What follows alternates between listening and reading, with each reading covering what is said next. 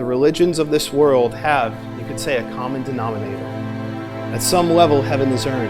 At some level, human achievement, cooperating with opportunity and God's grace, merits eternal life. That stands in stark contrast to what God's Word says.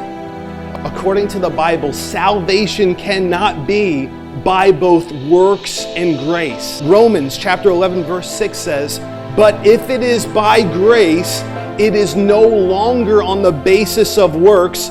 Otherwise, grace is no longer grace." The two just don't go together as a means of salvation. Now, when somebody believes the gospel and they're saved, as a consequence, as a result of, as a fruit of being saved, they will do good works. Right, as James said, "Show me your faith without works. I will show you my faith by my works." What do works do? Works don't save us. Works show faith. Faith is invisible. It's in the heart of someone. But when somebody is loving other Christians, when somebody is sharing the gospel, this is a way in which their works show the reality of their faith.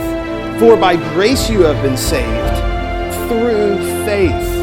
And that not of yourselves, it is the gift of God, not of works, lest anyone should boast. See, so if salvation were in some way based upon our work doing, our law keeping, we would have a reason to boast. Now, many people would say, well, I would not boast. But the idea is you could boast because you've worked, you've stewarded your opportunities, you were better than somebody else, and you did what you could do to get into heaven, and you achieved it. Now, there's so much more that can be said, sandwiched in between Paul's statements about Abraham being justified by faith in the Old Testament. Abraham believed God, and it was accounted to him as righteousness.